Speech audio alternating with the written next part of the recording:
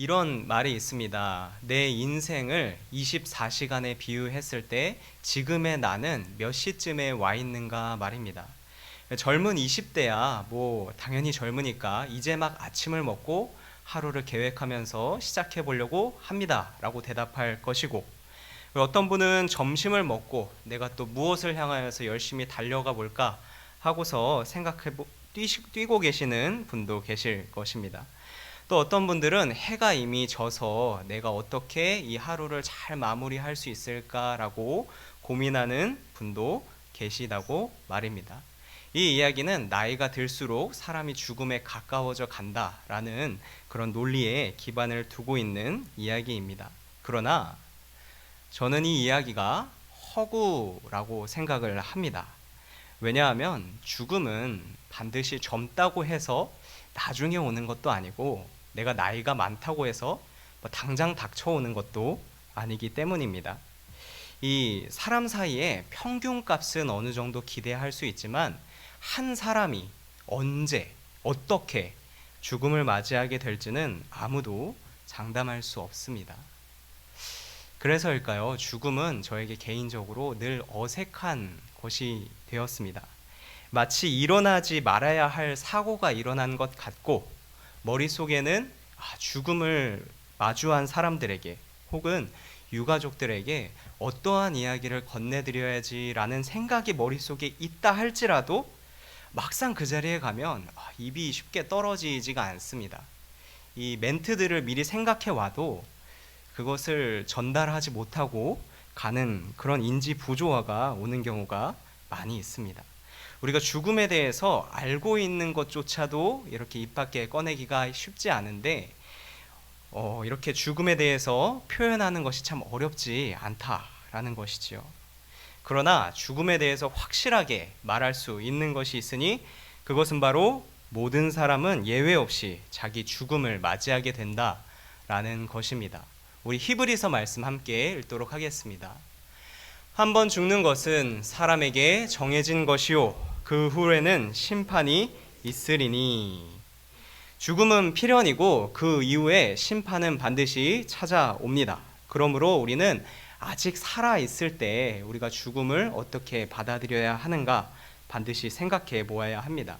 특별히 오늘 본문은 지옥이 있다라고 이야기를 하고 있습니다. 언제나 하늘나라를 말씀하셨고 우리 아버지가 계신 곳으로 가자, 사랑의 예수님이 지옥에 대해서 설명을 하셨으니 이 말씀에 대해서 힘이 더 실리겠습니다. 우리 본문을 보겠습니다. 19절에 보니 한 부자에 대해서 설명을 하지요. 이 부자는 어떤 사람입니까? 한 부자가 있어 자색 옷과 고운 베옷을 입고 날마다 호화롭게 즐겼다라고 나와 있습니다. 당시 로마 시대에 이런 자색 옷을 입었다라는 것은 그냥 돈만 많은 사람이 입을 수 있는 옷이 아닙니다. 돈과 더불어 명예도 있고 권력도 어느 정도 있는 사람이 입을 수 있는 옷이었습니다. 그런 사람이 날마다 호화롭게 즐겼다라고 나와 있지요. 호화로이 자선 행사를 하였느냐? 그런 것은 아니고요.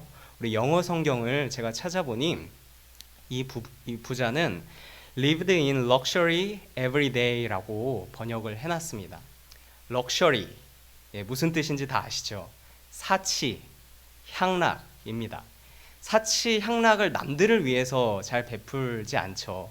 자기를 위해서 잘 쓰고 잘 먹고 자기 사람들과 재미있게 놀았다는 것입니다. 아무래도 돈이 많으면 자기 허영심에서 빠져나오기 힘든 것이지요. 이에 반해 20절에서 나사로는 어떻게 소개가 됩니까? 한 거지가 있었고 헌대투성이고 대문 앞에 버려졌다라고 나옵니다. 심지어 부자의 상에서 떨어지는 것으로 빌어먹고 살고 있었다라고 나오지요. 여기서 거지란 말은 그냥 돈이 없다라는 데서 끝나는 것이 아니라 심리적으로 많이 위축되었다, 두려움에 빠져 있다, 겁을 먹고 있다라는 것까지 포함한 단어가 되겠습니다. 이렇게 억눌린 상태로 돈이 없고 그리고 헌대가 많다, 이 말은 몸에 피부병이 나서 이렇게 고름이 차오르고 그것을 어떻게 할 수 없어서 개가 핥을 정도로 비참한 상태였다라고 이야기를 하죠. 이 상태에서 부자에게서 떨어지는 것으로 살았다니 정말 얼마나 비참한 모습이었을지 감히 상상이 가지가 않습니다. 여기서 아이러니한 점이 저는 보입니다. 이 거지의 이름이 나사로라는 점이었다는 것입니다. 나사로란 이름의 뜻은 하나님이 도우신다입니다.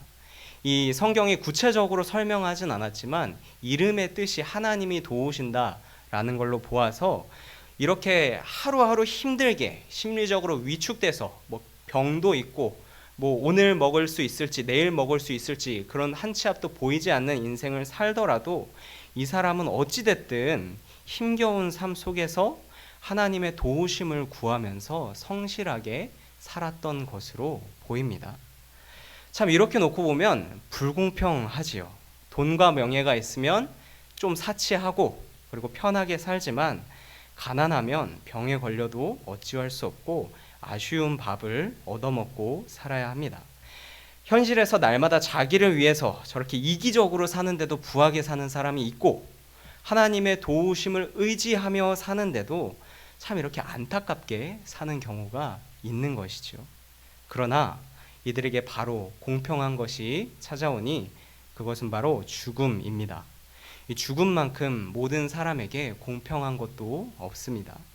성경은 자기 사치를 위해 살던 부자는 죽음 이후 얼마나 큰 고통 속에 사는지를 보여줍니다. 우리가 그냥 힘든 일이 생기면 지옥 같아, 여기서 그냥 빨리 좀 벗어나고 싶다라는 표현을 쓰곤 합니다. 이 10대들은 문제를 풀 때, 공부를 할 때 공부가 좀 어려우면 공부 이 문제 난이도가 헬이에요, 지옥이에요 이야기하는 경우도 있고요. 직장인들은 본인 권모술수가 난무하는 그런 직장이 바로 지옥이다 이야기하기도 하고요. 큰 병에 걸리신 분들은 내가 젊었을 땐 이것저것 다 다녔으나 아무것도 할 수 없는 지금이 지옥이다라고 이야기하기도 하고, 어떤 사람은 자기가 정말 믿었던 사람한테 배신당했을 때, 큰 상처를 받았을 때 내 마음이 지옥이다라는 표현도 씁니다. 그러나 단순히 지옥은 힘들다, 내 마음이 좀 괴롭다, 슬프다 할 때 쓰는 말은 아닙니다. 실제로 있는 곳이 지옥이죠. 지옥의 가장 큰 특징은 영원한 고통을 받되 결코 벗어날 수 없다라는 것입니다. 우리 마태복음 25장 41절에는 지옥을 이렇게 설명합니다. 또 왼편에 있는 자들에게 이르시되 저주를 받은 자들아 나를 떠나 마귀와 그 사자들을 위하여 예비된 영원한 불에 들어가라. 마귀와 그 사자들을 위해 준비된 영원한 불이 있는 곳, 그곳이 바로 지옥이지요. 어떻게 합니까? 이런 지옥에 평생을 사치스럽게 살던 부자가 들어갔습니다. 이 부자가 어쩌겠습니까? 24절에 보니 부자는 천국을 바라봅니다. 그리고 천국에 아브라함이 있는 것을 보고서 아브라함을 부릅니다. 말씀에는 그냥 부른다라고 나와 있지만 이 안에는 정말 사정하면서 크게 울고 부르짖는다라는 뉘앙스가 섞여 있습니다. 그렇게 잘 나가던, 먹고 싶은 게 있으면 다 찾아 먹던 사람이 이제는 본인이 너무나 괴로워서, 갈증이 너무나 심해서 자기 집 앞에 거지로 살던 나사로를 통해 손가락에 물을 찍어달라는 아주 사소한 그런 부탁을 하고 있는 것이죠. 이 살아있을 때와 완전히 상황이 반전된 것입니다.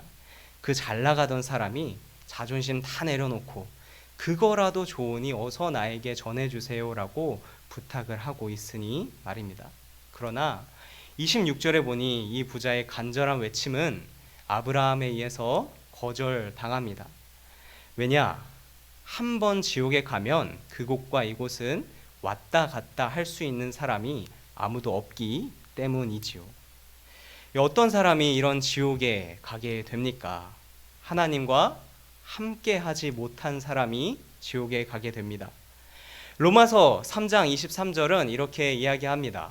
모든 사람이 죄를 범하였음에 하나님의 영광에 이르지 못하더니, 모든 사람이 하나님의 영광에 이르지 못하더니, 이게 어떻게 합니까? 아담부터 시작해서 죄를 짓지 않은 사람이 없는데, 이제 나 스스로는 더 이상 죄를 사랑하지 않고서는 오늘 이 하루를 살아갈 자신이 없는데, 호세아서에 나온 말씀처럼 내 마음이 죄를 사랑함으로 그냥 어찌나 그렇게 뜨겁던지 종이를 갖다 대면 그 종이가 불탈 것처럼 내 마음은 이미 죄로 가득 차 있는데 말입니다.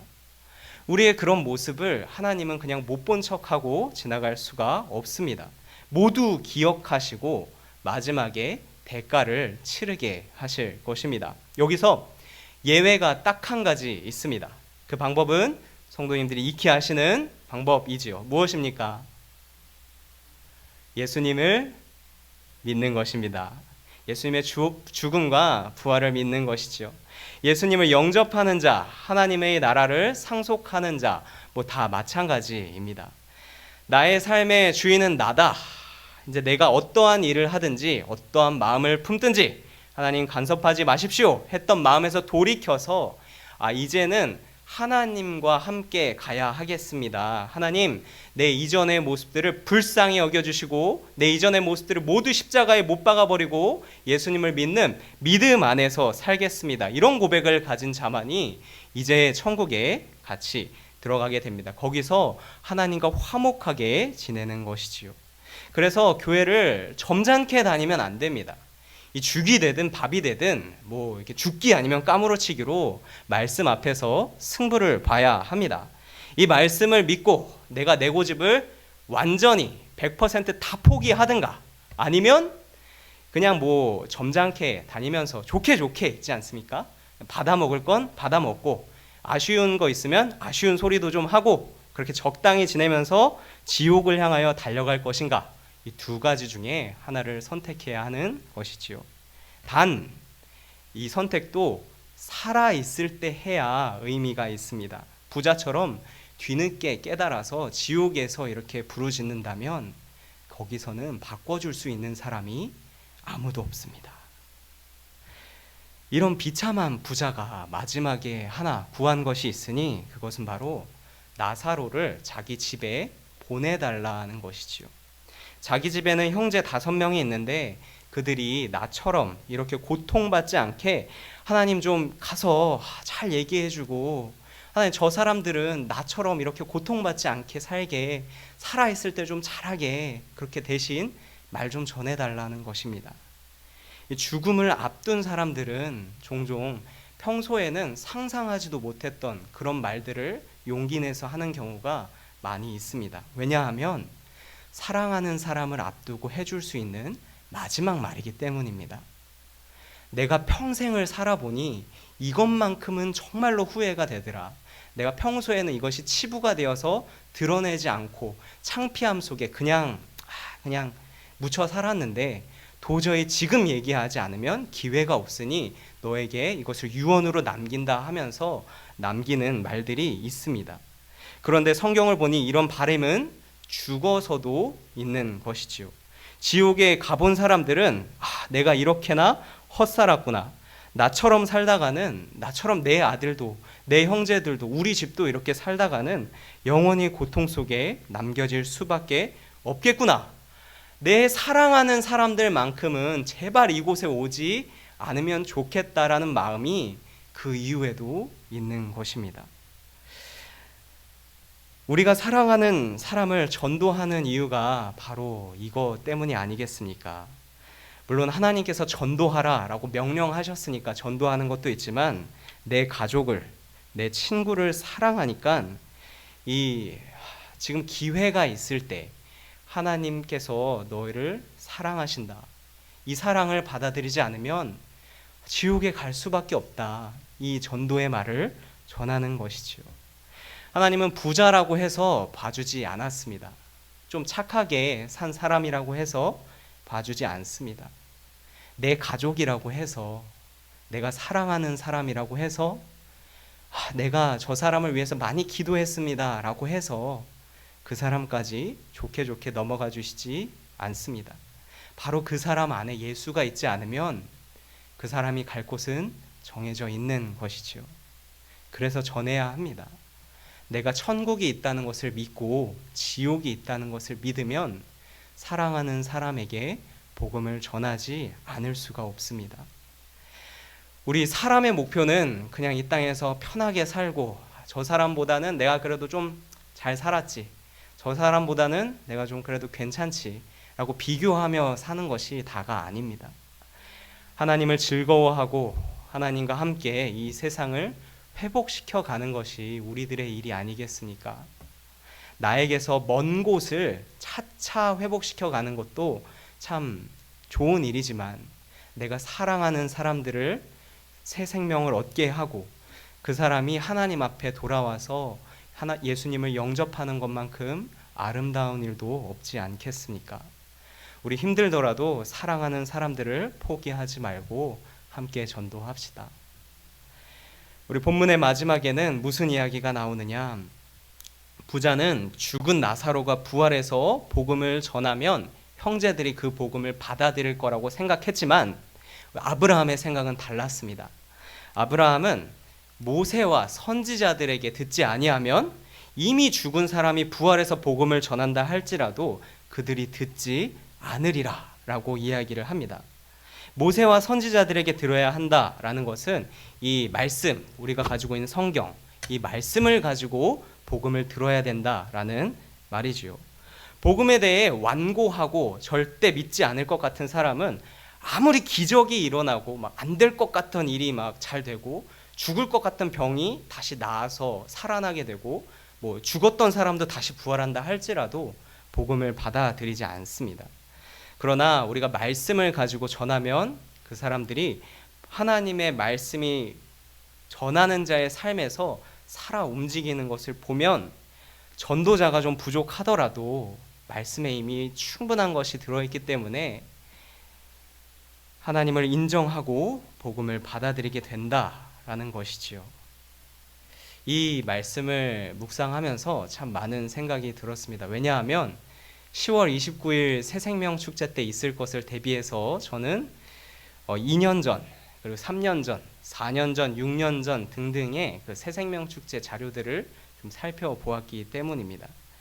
살펴보니 정말 많은 분들이 본인의 그 지인들을 위해서, 가족들을 위해서 기도하고 헌신하고 결단하셨다는 것을 보았습니다. 이 얼마나 안타까운 마음에 이렇게 결단을 하고 이렇게 사람들을 초대하고 하셨을까, 그런 생각이 들었습니다. 그렇다고 또 그 사람들을 막 강압적으로 막 데려와서 우리 애기들을 대하듯이 너 여기 와서 앉아, 앞으로 계속 이렇게 해, 그러면 반발심만 살 것 같으니까 그냥 기도하면서 10번 기도하고 한마디 얘기하고, 그냥 100일 기도하고 또 한마디 전해보고, 그렇게 하셨던 것이겠지요. 이런 기간이 길어지면 전도를 못 시키는 내 능력에 대해서 실망하기가 쉽습니다. 자책하는 것이죠. 내가 예수님을 설명을 잘 못했나? 이 사람에게는 나는 하나님의 도구가 아닌가? 나는 전도에 소질이 없나? 그럼 내가 못하니까 저 사람한테 부탁을 좀 잘 해봐야겠다. 저 사람한테 좀 선물 주면서 우리 집 사람한테 가서 얘기 좀 해달라고 부탁하게 되는 것이지요. 분명히 복음은 능력이 있다는 걸 아는데 나는 저 사람을 전도할 수 없을 것만 같은, 그럼 뭐라 표현하기 힘든 이 딜레마 같은 그런 절망에 빠지게 됩니다. 저는 이 늪을 빠져나오는 모범 사례를 말씀드리고 싶습니다. 그것은 바로 사도 바울입니다. 사도 바울은 주변 사람들을 어떻게 전도했느냐, 조금 길지만 고린도전서 9장 18절로 우리 22절까지의 말씀 저와 함께 읽어보도록 하겠습니다. 시작. 그런즉 내 상이 무엇이냐? 내가 복음을 전할 때에 값없이 전하고 복음으로 말미암아 내게 있는 권리를 다 쓰지 아니하는 이것이로다. 내가 모든 사람에게서 자유로우나 스스로 모든 사람에게 종이 된 것은 더 많은 사람을 얻고자 함이라. 유대인들에게 내가 유대인과 같이 된 것은 유대인들을 얻고자 함이요 율법 아래에 있는 자들에게는 내가 율법 아래에 있지 아니하나 율법 아래에 있는 자 같이 된 것은 율법 아래에 있는 자들을 얻고자 함이요 율법이 없는 자에게는 도리어 그리스도의 율법 아래에 있는 자이나 율법 없는 자와 같이 된 것은 율법 없는 자들을 얻고자 함이라. 약한 자들에게 내가 약한 자와 같이 된 것은 약한 자들을 얻고자 함이요 내가 여러 사람에게 여러 모습이 된 것은 아무쪼록 몇 사람이라도 구원하고자 함이니. 아멘.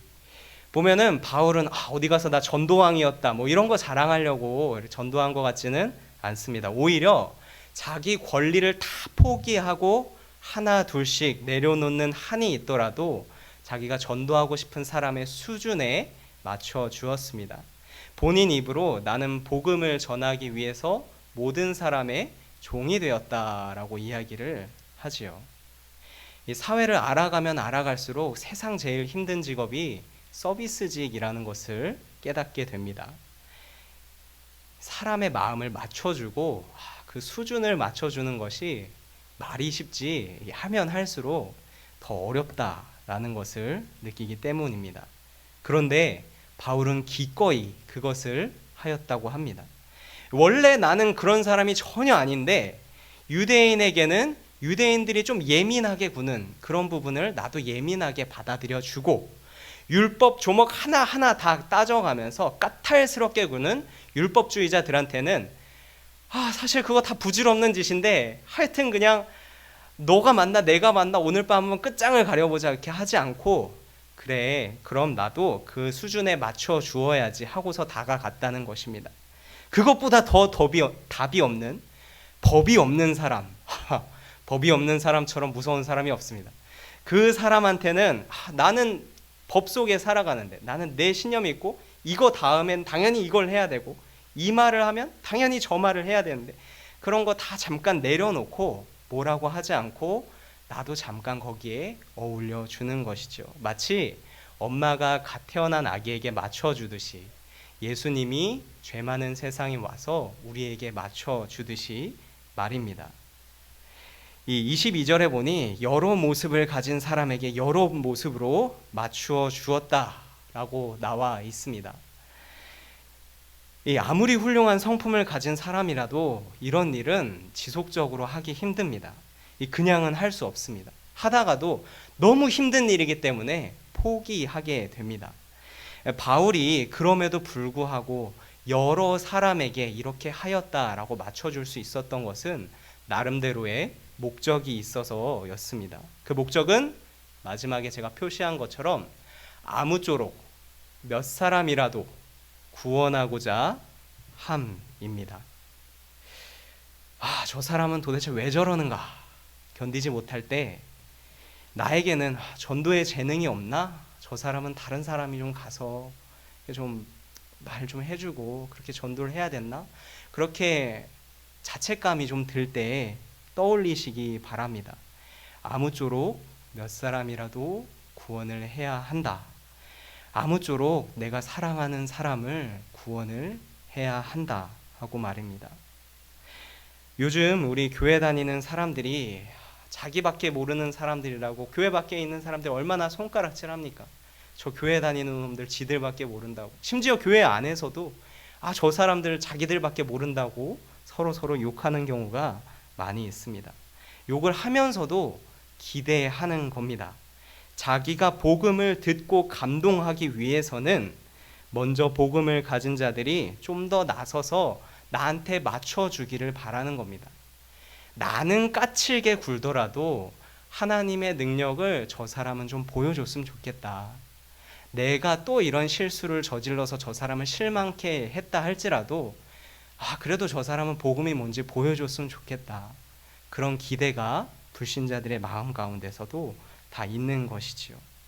우리 23절에 보니 바울은 복음에 참여하기 위해서 내가 이 사람들을 맞춰 주었다고 말합니다. 복음, 우리 성도들이 가장 중요하게 생각하는 복음에 참여하는 자, 모든 사람들이 바라는 것이죠. 이 복음에 참여하는 방법은 이 상처 입은 사람들, 욕하는 사람들, 교회 사람들은 왜 그런 사람들의 마음에 맞춰주는 것이죠. 목적은요, 아무쪼록 한 사람이라도 구원을 해야 하니 말입니다. 내 사람은 언제 복음을 받아들이고 하나님의 사람이 될까? 이쯤 하면 된 것 같은데 싶은 생각이 들 때에도 낙심하지 마십시오. 그 방법과 시간은 알 수 없으나 그래도 희망을 가지시기 바랍니다. 내가 조금 부족해도 내가 전하는 복음이 능력이 있으니 하나님이 정한 시간이 되면 그 사람도 그 복음을 보고서 하나님의 능력을 받아들이게 될 것입니다.